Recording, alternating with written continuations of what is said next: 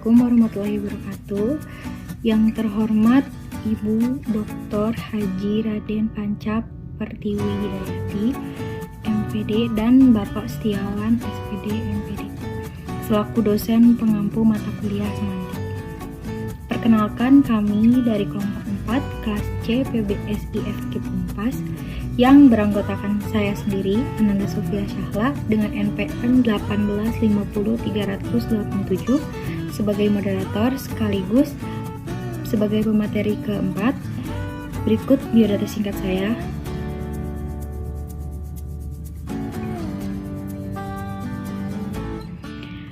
Dan selanjutnya ada saudara Nur Hovifah dengan NPM 1850392 sebagai pemateri pertama, dan berikut biodatanya.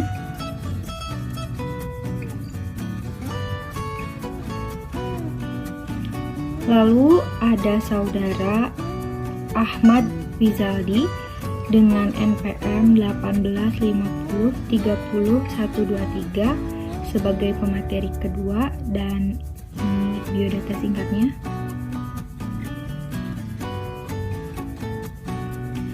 Lalu yang terakhir ada saudara Uli Auliani Habibah dengan NPM 185030112. Dan berikut biodata singkatnya. Pada kesempatan kali ini, kami akan menjelaskan materi mengenai aspek-aspek semantik. Lalu, apa saja sih aspek-aspek yang ada dalam semantik itu? Yuk kita simak. Assalamualaikum warahmatullahi wabarakatuh. Perkenalkan, nama saya Nur Hovifah dengan NPM 185030092. Baiklah, saya akan menyampaikan materi yang pertama, yaitu tanda dan lambang. Tanda dan lambang atau simbol dikembangkan menjadi sebuah teori yang dinamakan semiotik. Semiotik mempunyai 3 aspek yang sangat berkaitan dengan ilmu bahasa. Menurut Jaja Sudarma pada tahun 1993 menjelaskan 3 aspek semiotik, yaitu semantik berhubungan dengan tanda-tanda, sintaktik berhubungan dengan gabungan tanda-tanda atau susunan tanda-tanda, sedangkan pragmatik berhubungan dengan asal-usul pemakaian dan akibat pemakaian tanda-tanda dalam tingkah laku berbahasa. Kata semiotik berasal dari Yunani, yaitu semeion, yang berarti tanda. Maka semiotik berarti ilmu tanda. Semiotik adalah cabang ilmu yang berurusan dengan pengkajian tanda dan segala sesuatu yang berhubungan dengan tanda, seperti sistem tanda dan proses yang berlaku bagi penggunaan tanda. Menurut Van Zoos pada tahun 1993 di bukunya halaman 1. Tanda adalah sesuatu yang mewakili sesuatu yang lain, yang dapat berupa pengalaman, pikiran, perasaan, gagasan, dan lain-lain. Jadi yang dapat menjadi tanda seharusnya bukan hanya bahasa saja, melainkan berbagai hal yang melingkupi kehidupan ini. Walau harus diakui bahwa bahasa adalah sistem bahasa yang paling lengkap dan sempurna. Menurut Nurgiantoro pada tahun 2000 di bukunya halaman 40. Menurut Peirce ada 3 faktor yang menentukan adanya sebuah tanda, yaitu tanda itu sendiri, hal yang ditandai, dan sebuah tanda baru yang terjadi dalam batin di penerima. Luxemburg dan kawan-kawan pada tahun 1989. Selanjutnya simbol. Simbol berasal dari bahasa Yunani, yaitu simbolos, yang berarti tanda atau ciri yang memberitahukan hal kepada seseorang. Menurut Heru Satoto di tahun 1991, bukunya halaman 10. Simbol yang berarti lambang berupa bunyi bahasa. Referen merupakan akan acuan, serta referen yang berarti sesuatu hal yang lahir dari pikiran ketika memandang suatu objek. Lambang adalah unsur linguistik yang berupa kata. Lambang itu melambangkan pikiran atau referensi. Referensi adalah apa yang ada dalam pikiran kita yang merupakan unsur di luar bahasa. Lambang bahasa atau lambang tanda yang lain yaitu mewakili suatu konsep yang berbeda di dunia ide atau benak kita. Misalnya kursi. Nah, kursi itu lambang mewakili suatu konsep dalam benak kita berupa benda yang biasa kita dapat duduki. Nah, benda yang dapat kita duduki itu apa? Yaitu kursi. Lambangnya itu kursi. Jadi maksud kursi di sini mewakili suatu konsep dalam benak kita berupa benda yang biasa digunakan sebagai tempat duduk dengan wujud yang sedemikian rupa. Kemudian simbolnya itu berpadanan dengan kata lambang. Kedua kata tersebut mewakili konsep yang sama meskipun distribusi penggunaannya berbeda. Demikian yang dapat saya sampaikan. Mohon maaf apabila banyak kekurangan. Wassalamualaikum warahmatullahi wabarakatuh. Assalamualaikum warahmatullahi wabarakatuh. Perkenalkan, nama saya Ahmad Rizali Batu Rajab dengan NPM 185030123 sebagai pemateri kedua. Baik, bismillahirrahmanirrahim. Di sini saya akan mencoba menjelaskan tentang metode penggolongan tanda. Yang pertama, ada tanda yang ditimbulkan oleh alam yang diketahui manusia karena pengalaman. Misalnya yang pertama, hari mendung adalah tanda akan segera turun hujan. Yang kedua, asap membumbung adalah tanda adanya kebakaran. Yang ketiga, petir adalah tanda hujan akan turun lebat. Seperti itu.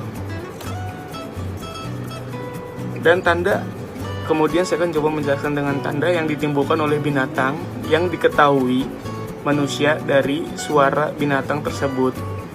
Misalnya, pertama, anjing menggonggong adalah tanda ada orang masuk ke halaman rumahnya. Yang kedua, ada ayam berkokok adalah tanda hari mulainya pagi hari. Biasanya kita sering mendengar itu. Yang ketiga adalah tanda yang ditimbulkan oleh manusia itu sendiri. Selanjutnya, tanda yang ditimbulkan oleh manusia yang tadi dibedakan menjadi dua jenis ternyata. Yaitu, yang pertama bersifat verbal dan yang kedua bersifat non-verbal. Yang pertama, tanda yang bersifat verbal ialah adalah tanda-tanda yang digunakan sebagai alat komunikasi dihasilkan oleh alat bicara. Itu yang secara verbal. Sedangkan yang non-verbal adalah tanda-tanda yang dihasilkan oleh selain alat bicara manusia. Mungkin seperti bahasa isyarat mungkin ya. Kalau saya salah mohon dikoreksi. Dan adapun contoh tanda yang lain, contoh tanda yang bersifat nonverbal melalui gerakan yang tadi saya sebutkan, yang saya jelaskan tadi melalui gerakan anggota badan, yaitu acungan jempol sebagai tanda hebat atau bagus, encungkan tanda hormat sebagai pernyataan, dan gelengan kepala sebagai tanda pernyataan tidak atau bukan. Nah, contoh yang bersifat nonverbal melalui suara atau bunyi, yang nonverbal melalui suara atau yang bunyinya itu, siulan sebagai tanda gembira atau panggilan yang biasa kita, ya seperti itu. Jeritan sebagai tanda sakit, jeritan ya semacam teriak, itu adalah sebagai tanda sakit dan adanya bahaya atau permintaan pertolongan. Dan ketiga, ada batu kecil, tanda ingin berkenalan, ada orang lewat. Seperti itu. Yang tanda-tanda dapat juga dibagi menjadi dua. Yang pertama ada tanda sistematis, yang kedua ada tanda tidak sistematis. Nah, apa sih sebenarnya tanda-tanda yang tidak sistematis itu dan tanda yang tidak sistematis itu? Nah, tanda yang ditimbulkan oleh anggota badan termasuk tanda yang tidak sistematis.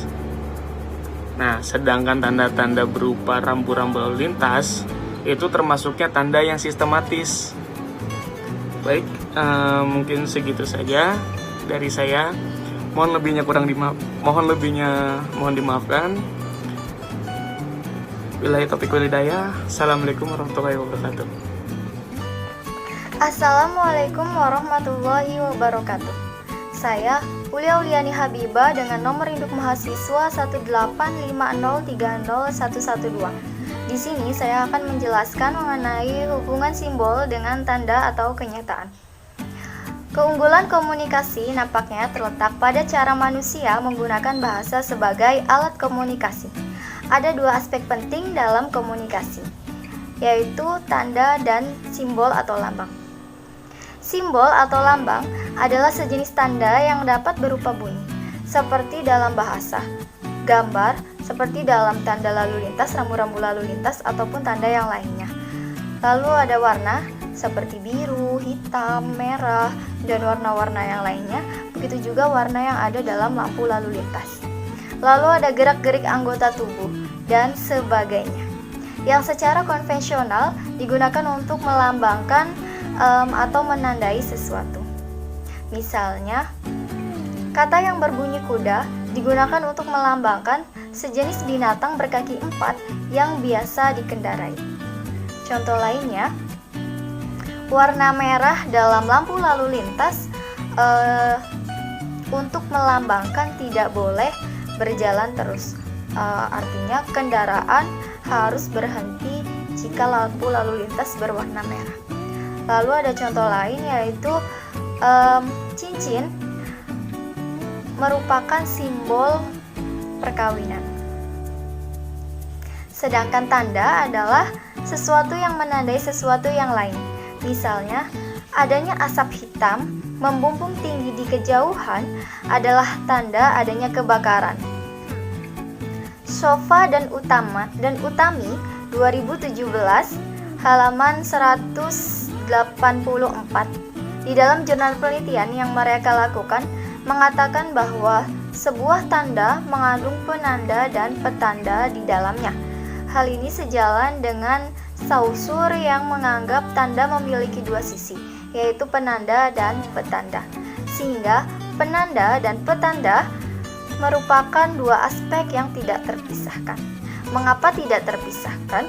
Karena penanda dan petanda akan selalu hadir agar dapat dimaknai oleh manusia melalui kemampuan bernalar dan kekayaan pengalamannya. Berdasarkan hubungan tanda dengan objeknya, Carl Sanderfist membagi menjadi 3 kategori. Ia menggunakan istilah indeks, ikon, dan simbol. Ikon adalah tanda yang menunjukkan hubungan antara penanda dan petandanya yang berupa hubungan kemiripan, seperti gambar-gambar, patung-patung. Misalnya, lukisan potret Bapak Jokowi yang mewakili orang yang bersangkutan atas dasar kemiripan. Artinya, potret tersebut mempunyai kemiripan dengan Bapak Jokowi. Sedangkan indeks adalah tanda yang menunjukkan hubungan-hubungan alamiah antara penanda yang bersifat kausal atau sebab akibat. Jadi adanya sebab dan akibat.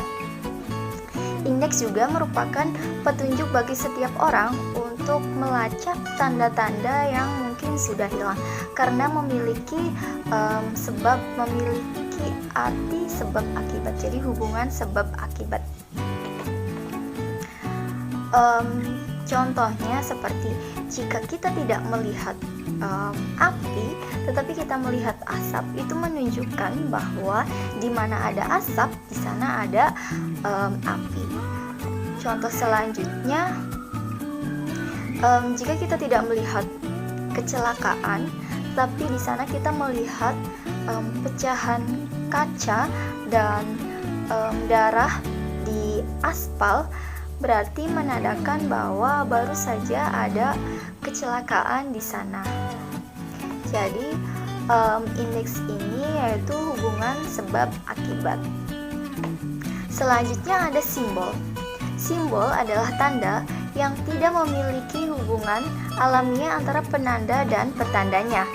Hubungan antaranya bersifat arbiter, semau-maunya, hubungan berdasarkan konvensi atau perjanjian masyarakat. Simbol merupakan tanda konvensional, peraturan atau perjanjian yang disepakati oleh masyarakat bersama-sama. Simbol baru bisa dipahami jika seseorang sudah mengerti apa yang telah disepakati sebelumnya. Contohnya, simbol 2 jari sebagai tanda perdamaian yang digunakan oleh pemusik band slang. Untuk lebih jelasnya, kalian bisa lihat di sini. Jadi dapat disimpulkan bahwa tanda memiliki hubungan langsung dengan kenyataan, sedangkan lambang atau simbol tidak memiliki hubungan langsung dengan kenyataan. Artinya, lambang atau simbol bersifat konvensional, sedangkan tanda bersifat alamiah. Tetapi tanda juga bisa berupa lambang jika hubungan antara tanda itu dengan yang diwakilinya didasarkan pada kesepakatan atau perjanjian konvensi. Misalnya rumah beratap gonjong mewakili Minangkabau, gagasan berdasarkan perjanjian yang disepakati masyarakat. Hot 1999 halaman 2. Mungkin itu saja yang dapat saya jelaskan, kurang dan lebihnya mohon maaf. Akhir kata, wassalamualaikum warahmatullahi wabarakatuh. Assalamualaikum warahmatullahi wabarakatuh. Nama saya Ananda dengan NPM 1850387. Di sini saya sebagai pemateri keempat, saya akan menjelaskan tentang perbedaan simbol dengan tanda. Tanda dengan simbol itu saling keterkaitan sebenarnya. Simbol itu kan merupakan tanda yang menggantikan gagasan atau objek gitu. Sedangkan tanda tersebut adalah objeknya. Jadi ketika kita, ini ada contohnya seperti mau turun hujan nih. Kita biasanya suka ada tanda dulu langitnya mendung atau ada geluduk, petir gitu kan. Barulah turun hujan nih. Kalau nggak ada angin dulu kenceng baru hujan. Itu sebenarnya tanda. Kalau simbol itu biasanya kalau kita lagi di tol, terus kita tuh kayak lapar gitu kan, kita kan pasti nyari rest area nih. Kita lihat nyari simbol yang menuju ke rest area tersebut. Biasanya rest area tersebut tuh ditandai dengan disimbolinnya tuh pakai sendok sama garpu gitu kan. Jadi itu tempat makan gitu kan, rest area. Atau enggak simbol burung Garuda, nah itu simbol namanya. Nah kalau tanda itu yang mengarah kepada sesuatu, seseorang gitu, tanda itu namanya, yang menciptakan dalam pikiran orang tersebut sesuatu tanda yang setara, itu namanya tanda. Jadi sebenarnya tanda dengan simbol ini apa ya, hampir sama gitu, tapi ada bedanya juga gitu kan. Nah lalu kalau dari simbol tersebut sendiri itu, kalau di handphone, di keyboardnya itu kan ada emoticon. Nah itu tuh namanya simbol-simbol. Suka ada simbol hujan, api, air, pelangi, makanan-makanan gitu. Nah itu namanya simbol-simbol. Kalau tanda itu biasanya lebih ke seperti tanda alam, tanda manusia, tanda hewan juga ada. Kalau tanda hewan tuh ada yang setelah dijelaskan tadi sama Wizaldi, itu tanda-tandanya gitu kan. Ya sekian dari saya, mohon maaf bila banyak kekurangan dan mohon maaf bila ada salah kata, mohon dimaafkan. Assalamualaikum warahmatullahi wabarakatuh. Nah, mungkin hanya itu saja yang kelompok kami dapat jelaskan. Mohon maaf bila terdapat kekurangan kami, baik disengaja maupun tidak disengaja. Wabillahi taufiq wal hidayah. Wassalamualaikum warahmatullahi wabarakatuh.